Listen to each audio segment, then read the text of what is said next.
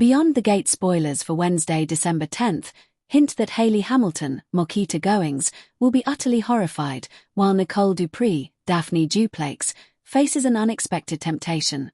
There's a lot to unpack for Wednesday's show, so let's talk about it. First off, Bill Hamilton, Time and Duet, collapsed at the end of the Tuesday, December 9th episode, right after he took a drink from the contaminated tea, a double dose of poison this time. Hayley was growing a tad frustrated at the fact that the poison wasn't exactly doing its job, although the good news was, it was undetected during Bill's physical, which was conducted during that episode, too. Hayley decided to splash some extra poison in Bill's cup when he got back from his doctor's appointment, and after a drink, he collapsed. BTG spoilers for the December 10th episode indicate she'll be horrified come Wednesday's show, but Hayley has worked towards this goal for weeks now, so is this an act on her part, or will she have a change of heart regarding wanting Bill gone? Across town, Daphnee Duplaix, Karla Mosley, is on hand for a loved one when they need to talk. Will Andre Richardson, Sean Freeman, require a vent session, for one reason or another, or will it be Vanessa McBride, Lauren Buglioli, who turns to Danny? While Joey Armstrong, John Lindstrom, rose to the occasion during the December 9th show and kissed Vanessa in public, this doesn't mean their stormy times are over. In other news, Beyond the Gate spoilers for Wednesday, December 10th, tease that Derek Baldwin, Ben Gavin, and Ashley Morgan, Jen Jacob, will come to an agreement. As he's at the hospital often for physiotherapy, and she's a nurse who works there, could they agree to be civil when they run into each other? Then again, these two are so on again or off again, this could mean anything. Lastly, Nicole will deal with an unexpected temptation. Could this be about mega hunk doctor, Kill Rollins, Greg Vaughn? Kill entered the canvas on Monday, December 8th, as Nicole's blind date at Winterfest. While fans didn't see a lot of their interaction, Kill was pretty smitten with Nicole, and Nicole seemed interested in the good doctor when they talked at the end of the episode. Will the two run into each other at the hospital? Will more sparks fly? Maybe they get locked in an elevator together.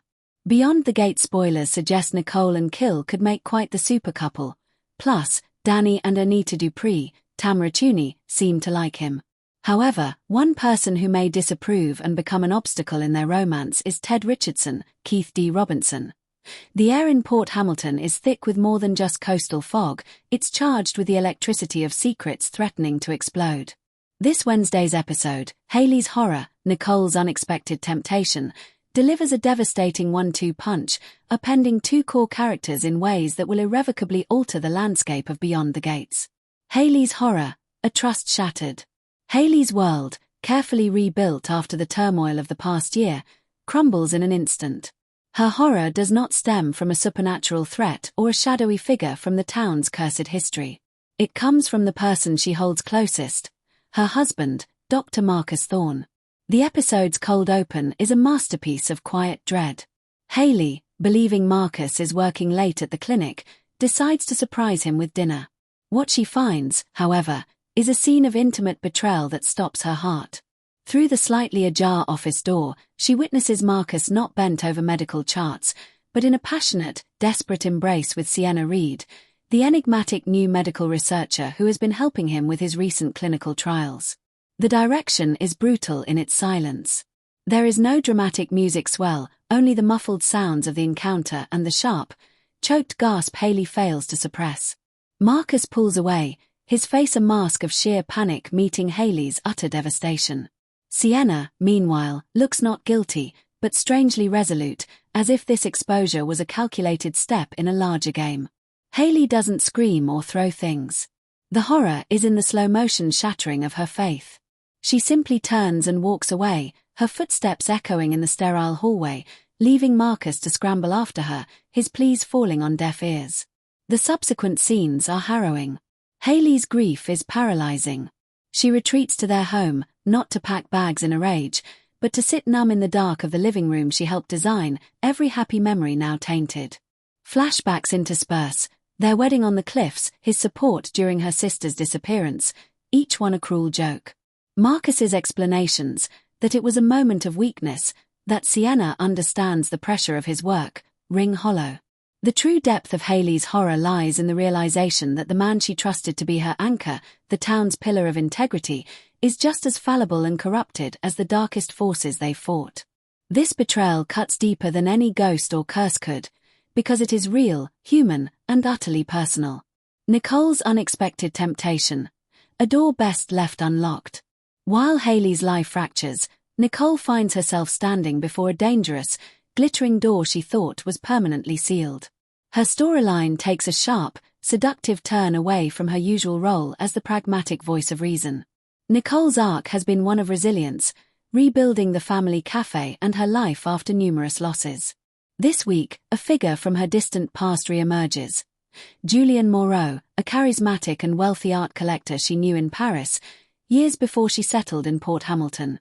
Julian, played with exquisite charm and underlying menace, is in town to acquire a rare piece of local folk art rumored to be in the town archives, which Nicole is helping to catalogue. Their reunion is charged with a history that is immediately palpable. Julian represents a life Nicole consciously abandoned, a world of galleries, midnight debates, and sophisticated, consequence-free flotation. He reminds her of the ambitious, adventurous woman she once was, before grief and responsibility tempered her. As he tours the town with her, his commentary is a subtle critique of her quaint life, a whispered suggestion that she has settled for less than she deserves. The temptation crystallizes during a stunning scene at the town's lighthouse at dusk. Julian doesn't make a crude pass. Instead, he offers her a vision. He reveals he is curating a groundbreaking exhibition in Lisbon and needs a project manager with a keen eye and a grounded soul. The job is a 6-month contract, all expenses paid, an escape from the rain and ghosts of Port Hamilton.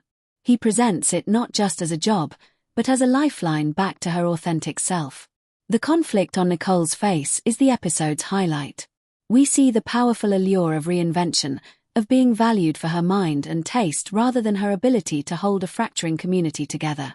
The temptation isn't Julian himself, though the chemistry is undeniable. It's the version of Nicole he reflects back at her, successful, unburdened, free. This puts her stable, loving relationship with local fisherman Ben directly in the crosshairs. Ben represents home and steadfast love, but Julian offers self-discovery and glittering uncertainty. For the first time, Nicole's loyalty to Port Hamilton feels less like a choice and more like a chain. The genius of this episode is in the parallel drawn between these two women's plights. Both are confronted by foundational betrayals.